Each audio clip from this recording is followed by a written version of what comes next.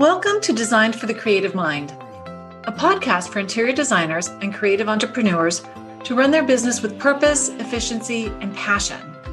Because while every design is different, the process should remain the same.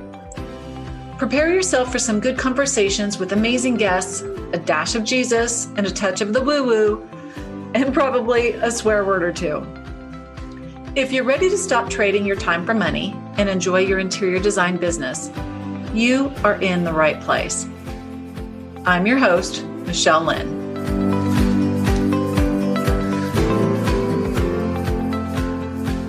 Well, hello, everybody. Welcome back. This is Designed for the Creative Mind podcast, which is all about the business of interior design. I'm excited to introduce somebody that I've known for a little while. We'll get into that in a bit. But Justine Lafond is our guest today. She's an Army wife, mom, and a Florida interior designer to homes on the beautiful beaches of the Emerald Coast. So, Justine, hi, so fun. And we're actually here in my studio, chit-chatting, looking at each other, even though you can't see us. Live. So it's so much fun. Yes, so much I fun. love it. I'm so glad to be here. I can't remember. So the last time I saw you in person had to have been when you were a rep here in Dallas for a high-end furniture line. Yeah. Mm-hmm. Conju. And it was right before I moved to North Carolina. Right before you got married.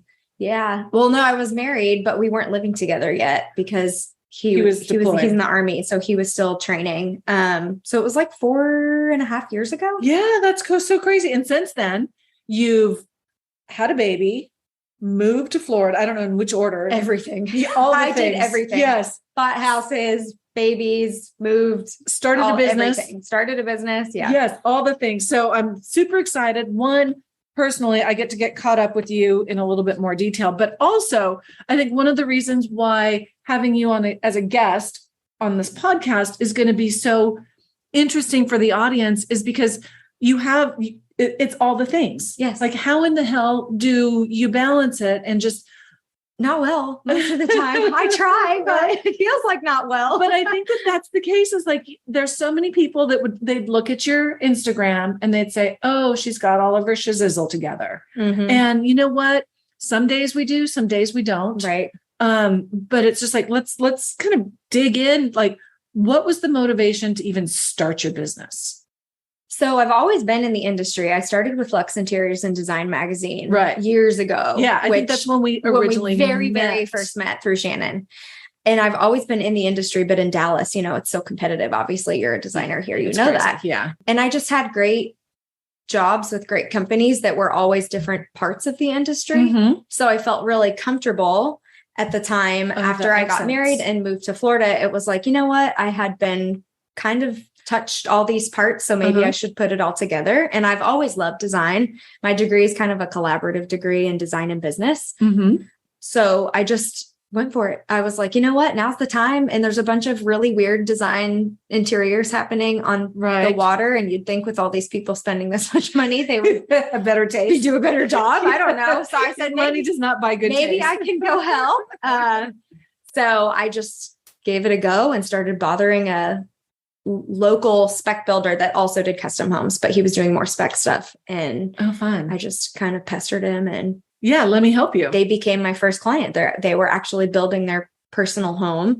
They both are from the area, local. And so they've watched that. So they've watched it. Now, what is the Emerald? Did you say the Emerald Coast? So it's kind of like between like that Pensacola, 30A, Rosemary Beach, like that whole I didn't know that was area. called the Emerald Coast. Yeah. I heard it was called the it's the whole panhandle pretty much for the most part. They call it the Redneck Riviera. Yes. It is absolutely 1,000% the Redneck Riviera. It's beautiful. So many people from Texas and the deep South that come there for the summertime. Alabama. I've spent a couple summers there or weeks. Yeah, it's really beautiful, but it's so funny. It's definitely not like being in Cape Cod or anything. Or the actual French Riviera. Correct. That is fun. So basically, you were just kind of like, okay, I'm going to give this a try, and you just went huzzah. I just did it. I just jumped in and I found your course around the same time. That's right. So there's a gratuitous plug for the Interior Design Business Bakery. Well, you had told me loosely about it before I moved that you were kind of big picture, had like something in the works. Yeah. And so then you had launched it, and I went to my husband and I said his favorite words, "Hey, I have an idea." And he was like, "Oh God, how much is it going to cost? A lot. What's going to happen here?" And I just kind of, went over all of it, and he was like fully on board, because he knew that, postpartum, I was really like, I've got to be working. I have got to do something. I have got to really put roots down here and go for it. So, and also have an identity. So I think, yes, especially after just getting married and then relocating, and then you had already had Aubrey by then, right? Yes, I had Aubrey by the time I did your course. I was pregnant the year prior when I first LLC'd myself, and I knew I wanted to do it, but I hadn't done it yet, because I was like, sense. Well, you're about to have a baby in a couple months. Maybe don't add that to the list. Also, we kind of built our home. It wasn't a custom home, but the builder liked me, the realtor liked me. So I bargained with him. I was like, listen, I know how construction projects go. What if I just supply my own tile? Oh, there you go. What if I don't do barn doors and I do a glass shower? So I kind of made swaps. And awesome. I was planning. You were busy. Everything. I did everything for the house at, a lot pregnant, 700 weeks pregnant. So that is so funny. And so Aubrey, we're recording this in, what is this? August of 2022. How old is she now? She'll be 2.5. She'll be 2.5. Okay. I thought she was a little closer to Genevieve. No, she's about half Jen's age. Yep. Okay. Gotcha. Yep. I might have some clothes to send home with you. Oh my gosh. I would take them, because that girl is growing like a weed. It's so crazy. So how is it going are you home full time with her? Or do you have a nanny? Do you send her to pre-K? Like, how are you juggling things now? So I have a really awesome sitter, and I've had a couple other girls that plug into, but I've had one main sitter since she was about 1, and she's lovely, and she's been in nursing school. So I've kind of been able to work around her schedule and set my important non-negotiable meetings around what she's got going on for the week. So she's there with me anywhere between 12 and sometimes 20 hours if it's a heavy week.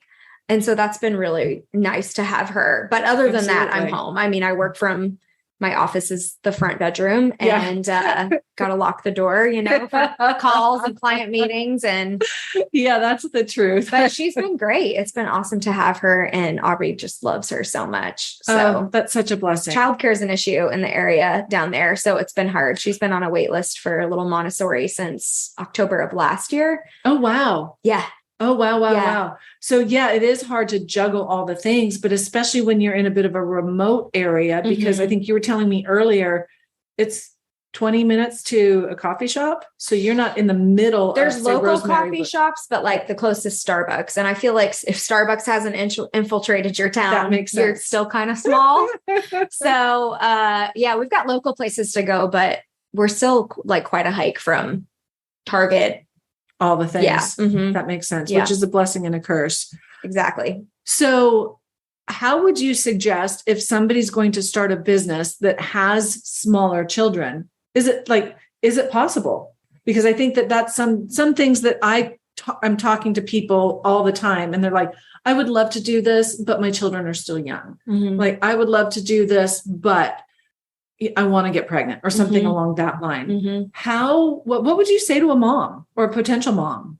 So I had Aubrey, like, quote unquote, what people would say later.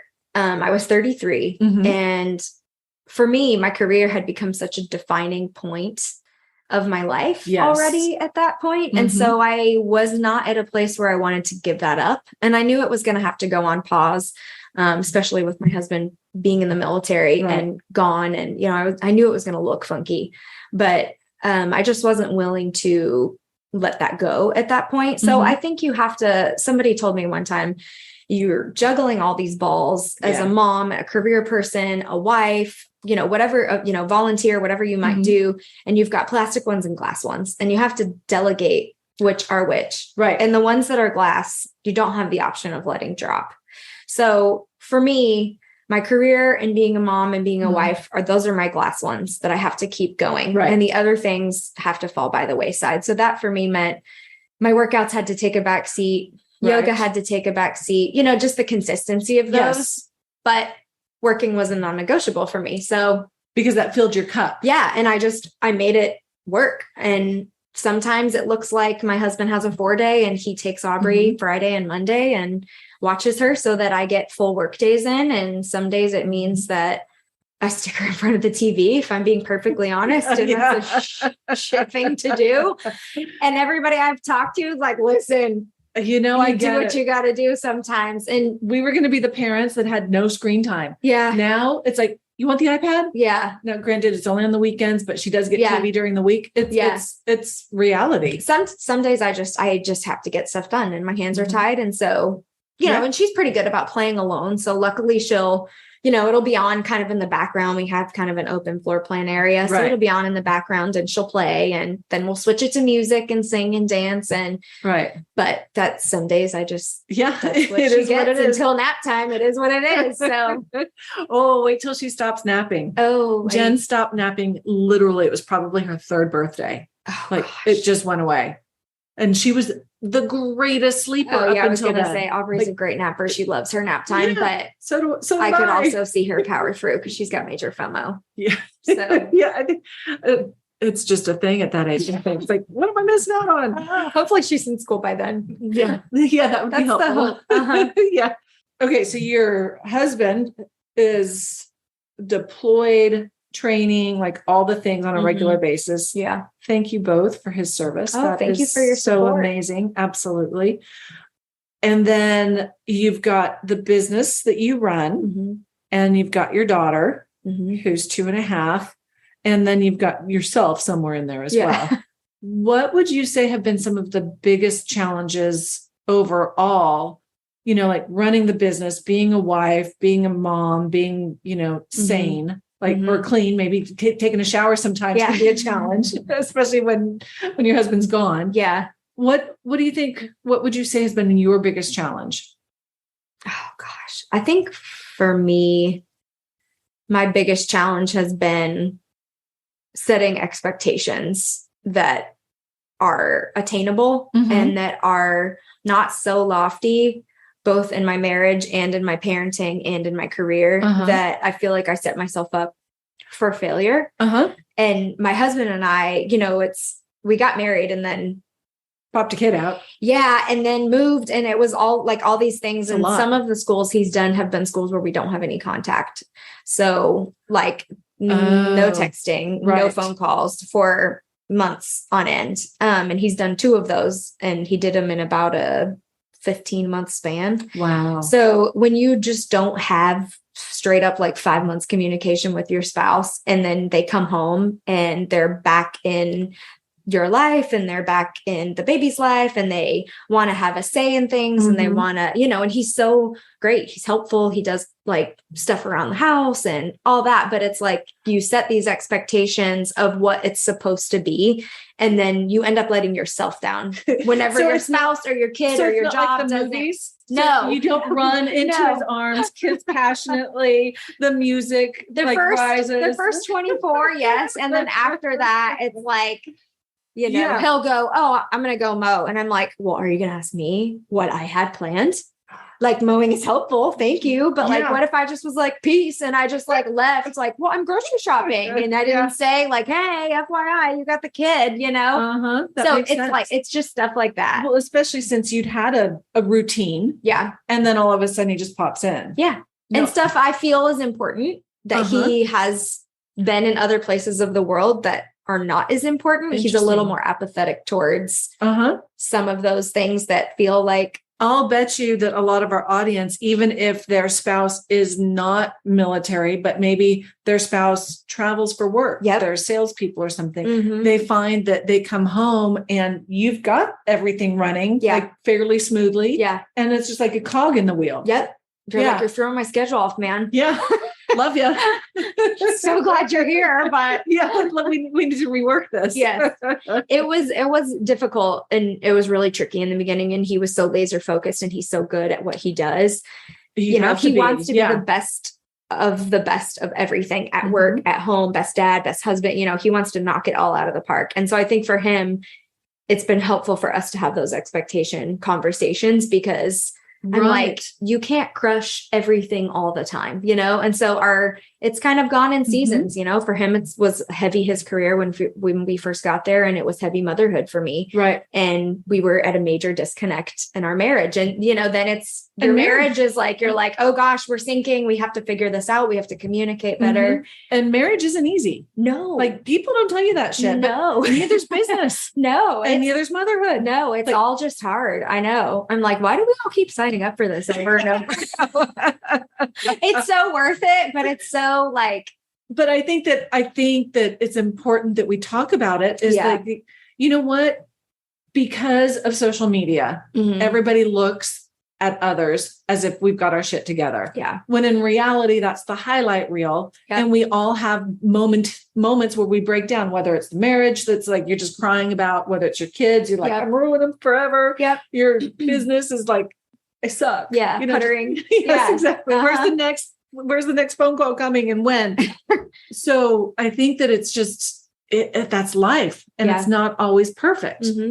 But having those challenges, I think acknowledging it and realizing that something you said, you know, acknowledging the expectations and then discussing them so that you guys are on the same page is key. And but that also travels over to our clients. Yeah. So I've really believed that because I was good at business for a long time and could communicate well, that I would be a good wife and a good mother and so forth.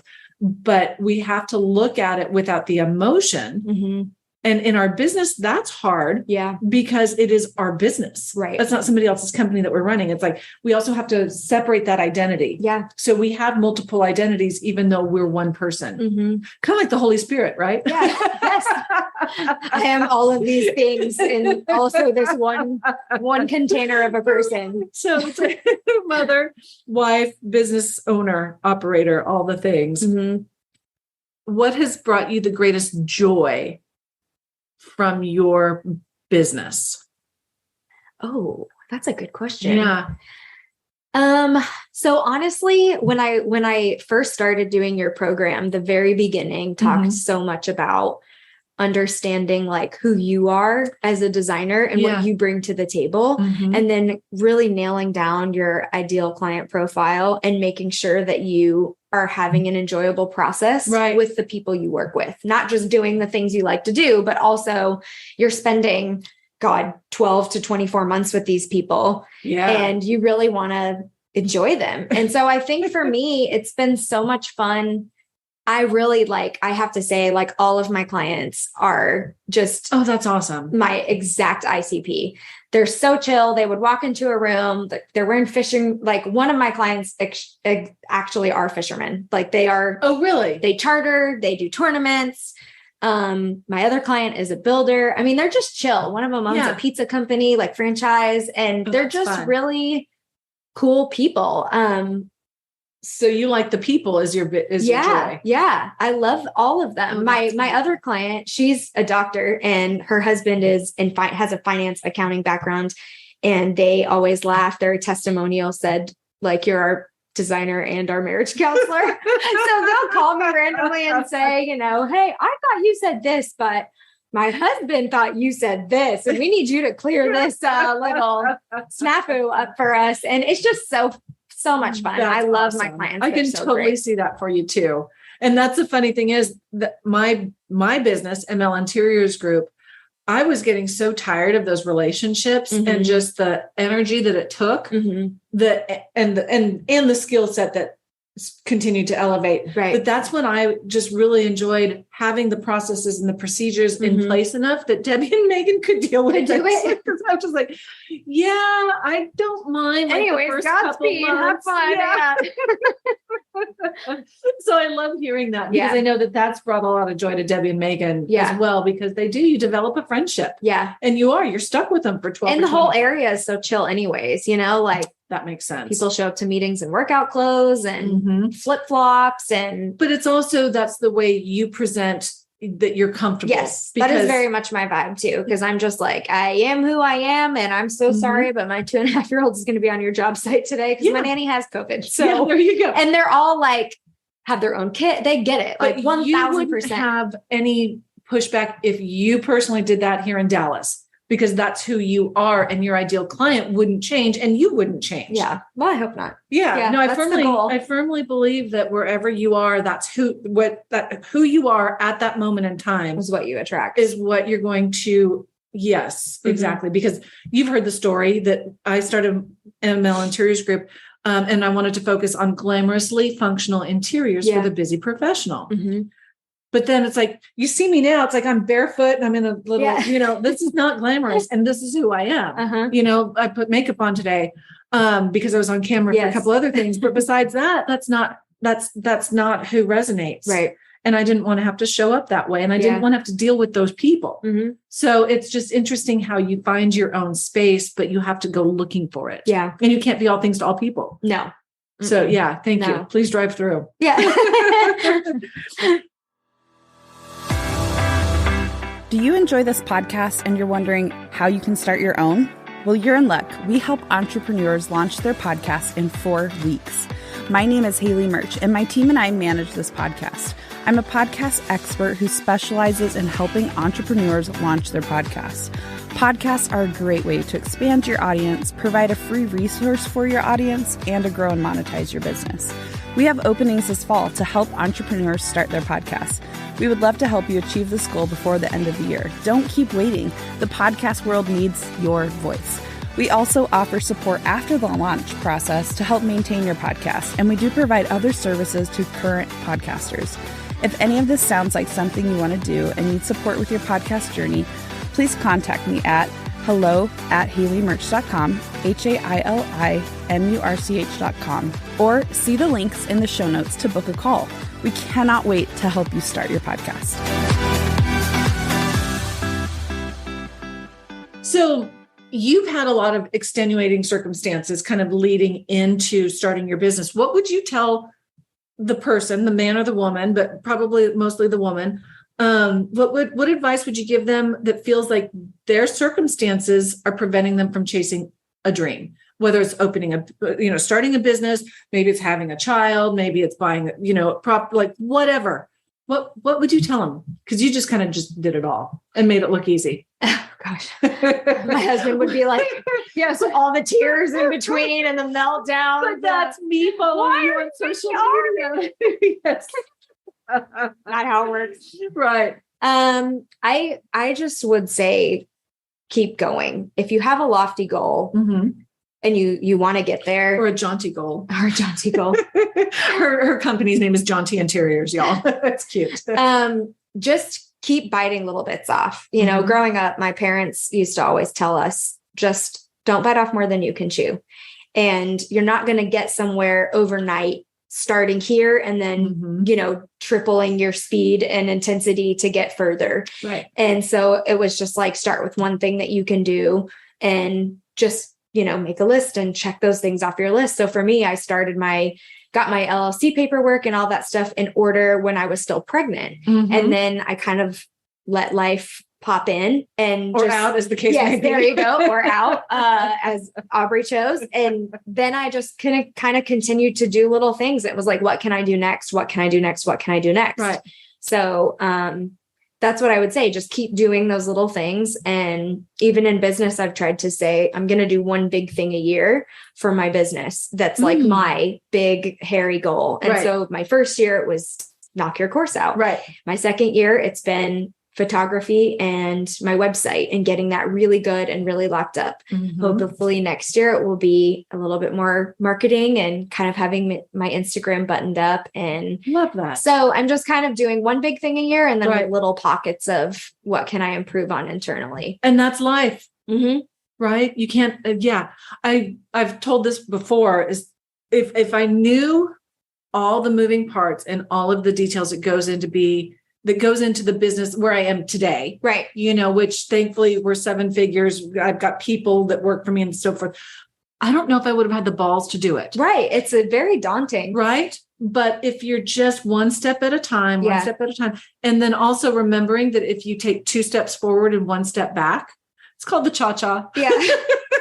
And that's so life. I mean, you do that everywhere, you know, people are like, how's everything going? Oh, great. You're in a season where it's easy and it feels good and everything's good. And then they ask you, you know, 6 months later, 8 months later, and you're like, I don't know, somebody pulled the rug out from under me somewhere. I don't know when or how, but it's not great right now. So, yeah. And I think that for those in the audience who have had a family, they've had a marriage or whatever the case may be, business isn't any different. Yeah. It ebbs and it flows. It's good and it's bad. And it's all at the same time. And it's hard some days and it's easy some days. Like you're like, I'm on the top of the world, or like, I'm just going to throw in the towel and walk away.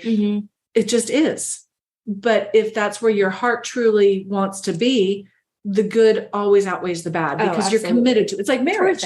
You're there's no walking away in my marriage. Yeah. We're going to get through it, and it might be hard and it might be ugly, but he's stuck with my happy ass. Yeah. You know what? Exactly. And it's the same thing with business. Like there was never an option to not continue moving forward. Right. And I think 100%. Yeah. You said on a podcast the other day that I was listening to, don't compare yourself. Don't compare your year 1 to your year 5. And you know, that sticks true for your own self, but also looking at other people around you. My year 1 is going to look different than this fellow designer's year 1. Absolutely. And you can't do it in life either. You know, I say to my husband, like, I'm not as strong as I was. I can't do 11 pull-ups anymore. And, you know, and he's like, well, the last time you could do 11 pull-ups, you were 6 years younger or 5 years younger, and you didn't have a baby, and you were in the gym 5-6 times a week. And, you know, that's different. Don't compare that Justine, 30-year-old Justine, to 36-year-old Justine. There you go. So yeah, I try to keep that in mind with all those things. Right. And I'm not always good at it. No, but I understand that completely. But I try to be realistic. Expectation. I try to keep those expectations in line with the moment. And that's one of the things when Brian and I, my husband and I, were going through, we call them speed bumps, right? Where we just need to go get a tune-up, have somebody do some translation for us. So we'll go see a counselor. Yeah. Well, one of the things that we learned is that most of the time when you're having difficulty, it's because somebody's expectations are not being met. Yeah. We went in the spring and we hadn't been before. And my husband was a little hesitant, and I was like, let's just do this. You know, it's not going to get easier with your job or kids or another kid maybe later, like, and moving, and let's just try it. And he was actually pleasantly surprised, and we left and we went, so the Army offers, like, on base, you can go to a counselor. And so it was really great because it's kind of through them. And so our counselor was coming from the perspective of kind of what my husband does. And he had a history with that. And so he was able to speak to it from the side that I don't fully understand. Oh, that's cool. Yeah. While also speaking to it from kind of a marriage perspective. And that is one of the things was expectation. And I'm like, I want to be involved in everything all the time. And he just was like, it's not always going to work like that. And absolutely. You have to pick and choose. Yeah. If he says he doesn't want to talk about that, that's his final answer. And I'm like, forever? Like, yeah, he'll tell you when he's ready to talk about it. He'll ask and he'll share. And if he says no, it still means no. And I'm like, shoot. So that is my expectation of, I should be this involved. I should be this much in the know. I should be included in this way or that. Right. And sometimes we're besties. I should know everything. And sometimes that's just not the case, you know? But also having somebody, an outside party, tell you. Yeah. Call you out on it. Or call you out on it, or just their expertise. It's like me as your business coach. Yeah. It's like, oh girl, don't worry about that. That'll take care of itself later. Just get these things in place. Right. It's just having that outside perspective. Yeah. It helps so freaking tremendously. Much. That, and there's no, nobody's on the counselor is not on anybody's side. He like kind of pointed things out both to us individually that we've been able, I think my husband would agree. Feels like it. Yeah. And to say, oh, and it's just shaken out so nicely and so easily. And it was like, man, that's all that took, at least to where we both are like, now this is our new baseline for communication. And we know if we drop past that, we both have already acknowledged, this is where we can be and should be. So and that's what we call the tune-up. Yep. Like we know how well we run. Yep. Now we need a tune-up because we're not running as smoothly as before. Yeah. Now that can also translate to business because it's our job to set the expectations for our clients. Yes. So if we don't set expectations for our clients that, hey, this is going to take me 90 days to design. Right. It's not HGTV where 90 days from now it's going to be installed. It's going to be 90 days to design it. Yep. And then it's going to take however long it's going to take. And you can start like feeling when that's off, like you start to get frazzled or you start to like not be as focused or your clients start in on tangents or, you know, majoring on the minors and you're like, okay, this is getting away from me. Like I have to, what do I have to do here to reel this in? Yes. What do I have to do to reel this in and figure out like kind of where I'm falling short or not communicating or whatever it might be. That usually does fall on us, I believe, as the leader of the business, you know, and that goes also if you have employees. Yep. If things feel off, it's up to us to kind of get that conversation going to right the ship. Yeah. Call it out. So if you're listening to this and you have a client that gives you anxiety, it's most likely because you need to have a conversation with that client. And it might be a difficult conversation, like going to a counselor with your spouse. Yeah. Sometimes it's a difficult conversation. It just needs to be in a safe place. Yeah. But at the same time, and I've said this quite a bit, is like somebody told me once that the more difficult conversations you're willing to have, the better the quality of life you are going to lead. Yeah. And that goes for business. It goes for marriage. It goes for all the things. Yeah. I believe that 100%. Business and marriage are very similar. I think any kind of relationship dynamic is the same. I learned that actually like in my mid-20s, I broke off an engagement and I was devastated, but I had a lot of relationship repairing to do. And I learned after that with some of the jobs that I had that ended poorly, I was able to look back and reflect on that relationship and how sour it went and make comparisons. And I was like, oh, wait a minute. Just like how it was not about me at that moment. Some of the things that I felt like I was being dealt, oh, this isn't about you. It was the same way with poor business relationships. It was like, that's a you thing. Because I know my integrity and I know my honesty. And so, you know what I mean? Like you start to see those parallels and you're like, oh, wow, life is so interesting how life just all funnels together and it works similarly. Now, last question is, how do you feel about that? Like taking things from the business when it's your business? Like, is it hard for you to separate? This is Justine. This is Justine's business. Justine is not her business. Her business is not her.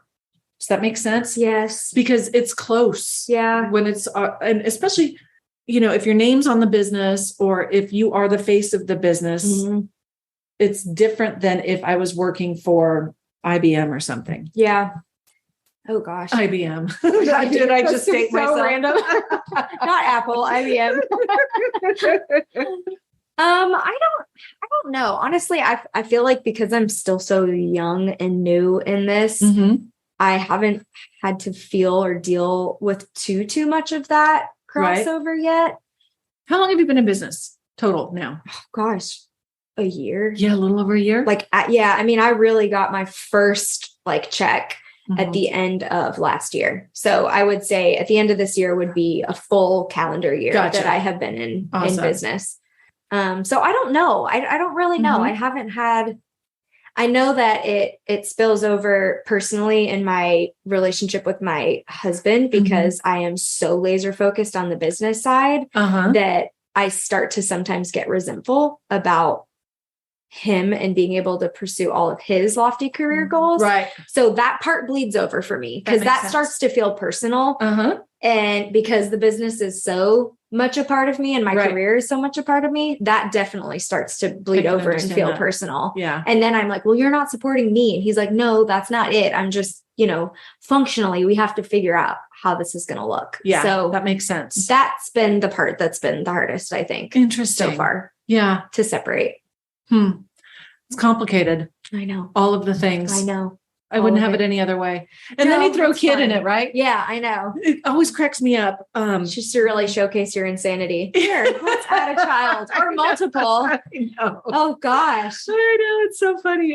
But it's also like, I've had friends or acquaintances or whatever that they have a child in order to quote unquote save their marriage. Oof. And I'm like, That is so backwards. That's a whole other podcast. Yeah. Nope. Don't do that. Other podcast. Don't do that. Well, Justine, I just feel like I told you earlier, we could have a glass of wine and have this conversation, but I actually have a workout. Yeah. So I was like, damn it. I didn't plan that very well. No. And I love to talk about all things business, and I love like how we took this into the personal, the family, and so forth. I really think that the audience is going to love that. But the next part of our little conversation is going to be rapid fire. Okay. So if you've listened to the podcast, I have. I know. I'm like, hopefully I don't just brain fart. I'm like, I know I've heard this enough times to have responses. I should have had some brand new questions for you. All right. We're going to start it easy. Any belly button or outie? Any. And where do you find inspiration? Oh gosh, everywhere. Yeah. Out in nature. I mean, I really love and food. Oh, and yeah. Living on the beach wouldn't suck. No, it does not. That part doesn't suck. What is your favorite color and what do you think it says about you? Green is my favorite color. I don't know. I think it just says like fresh and growth and new beginnings, new horizons, Yeah. Outside vibrancy. That sounds health, really good. Hopefully. Yeah. And that's you. I hope. Definitely. Yeah. But I know about you, it is. Yeah. Okay. If you knew you could not fail, what would you do? Oh my gosh. Anything. If you knew you could not fail. I would love to be a motivational speaker. Oh, yeah. It's kind of actually always been like on my heart to speak and write. I would love to write a book someday. I can see that. So for those of y'all, the Interior Design Business Bakery, Justine came through it. I think you were in one of the first classes. Yeah.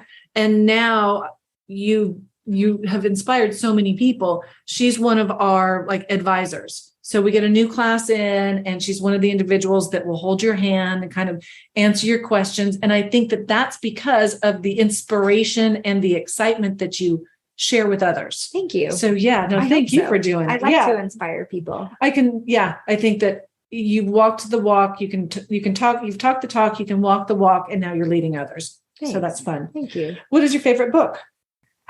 Gosh, I love books. So, oh my gosh, I wish I could just sit in a room and read and recluse for hours.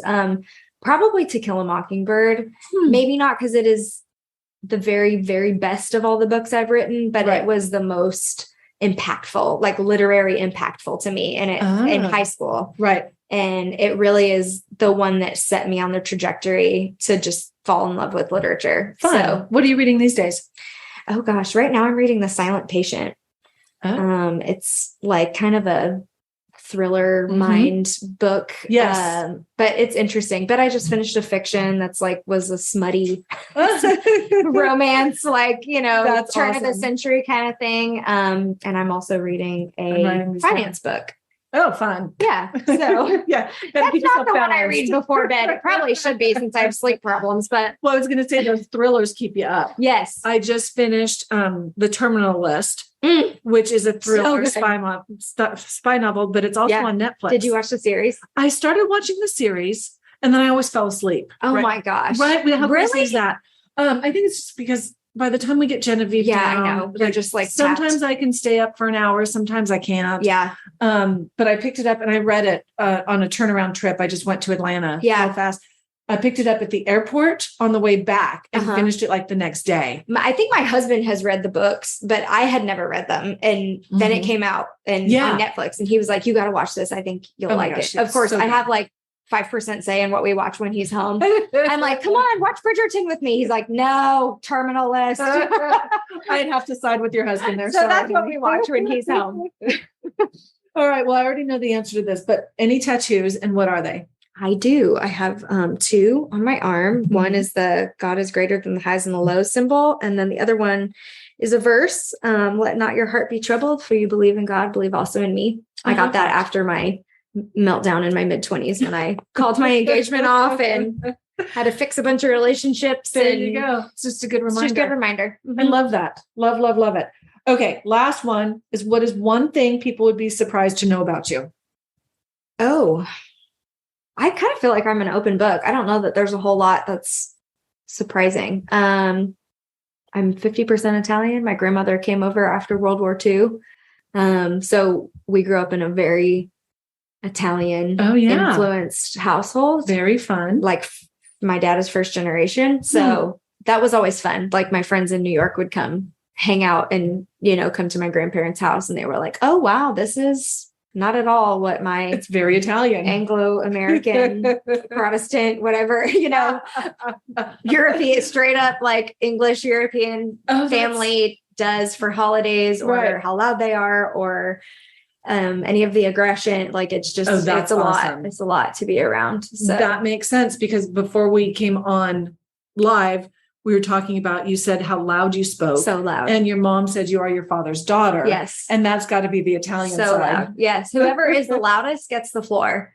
So my dad's aunts, so I guess my great aunts or whatever, they would stand on tape, quite literally stand up on the table to get the attention of my great uncles and bang pots and pans. And I mean, it was a whole thing. And that is greatness. Yes, it was a lot. Very, very fun. Great memories, but it was always a lot. Yeah, that would be exhausting after a while.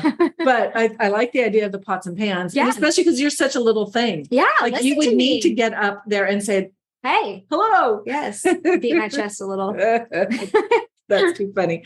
Well, Justine, thank you so much for being on the show today. It has been so much fun. And I know the audience has loved everything you've had to say. So how can they stay connected to you? My website is www.johntjinteriors.com. And my Instagram is @JohnTJinteriors. John TJ. I always forget the J. I made that forever ago. I was doing a little bit of styling on the side, and I loved the word jaunty because it means up to date in dress and manners, but also lively and cheerful. There's like kind of like a two-part definition, and I was like, that's so perfect. Cause I want to be like, up to date and kind of like forward, trendy, like kind of forward thinking, but also I'm super cheerful, I feel like, and lively and boisterous. So, and then my name is Justine. So John TJ just kind of felt like, plus I love a good alliteration. So I just went for it. That is super fun. Well, I'll make sure that those details are all listed in the show notes, because it's not just your website, but also your handle for Instagram, where some of the fun shows up as well. So for those of you who can benefit from even more resources surrounding the business of running your interior design business, you can join our growing community on Facebook. It's a private group. And yes, I say this every time. I know it's Facebook, but that's the best place to actually run a group. So that's called the Interior Designers Business Launchpad. And then I believe this episode is going to be airing in September. And that still leaves you time to come to the Interior Design Business Success Summit. We're going to be in Dallas, Texas. We've got a private tour of Dallas Market Center. Did you know Dallas has a market? It's open every day of the week. I think like 50 weeks in the year compared to some of the other markets. It's badass. And we've got a design center and all the things. And we've got some really great speakers, and we're going to have some door prizes and all sorts of fun. So you can find that information on my website, designedforthecreativemind.com. There's a little thing you can click that says Summit. That means it's still happening this year. And if you miss it this year, we'll have it next year. And I'm planning some other fun stuff. So thanks for listening. If you like what you're hearing, also please leave a review wherever you catch us. It is appreciated. So until next time, thanks, Justine. Thank you. It's fun. Hey, y'all. If you love the show and find it useful, I would really appreciate it if you would share with your friends and followers. And if you like what you're hearing, want to put a face with a name, and get even more business advice, then join me in my Facebook group, the Interior Designers Business Launchpad. Yeah, I know, it's Facebook. But just come on in for the training and then leave without scrolling your feed. It's fun. I promise you'll enjoy it. And finally, I hear it's good for business to get ratings on your podcasts. So please drop yours on whatever platform you use to listen to this. We're all about community over competition. So let's work on elevating our industry one designer at a time. See you next time.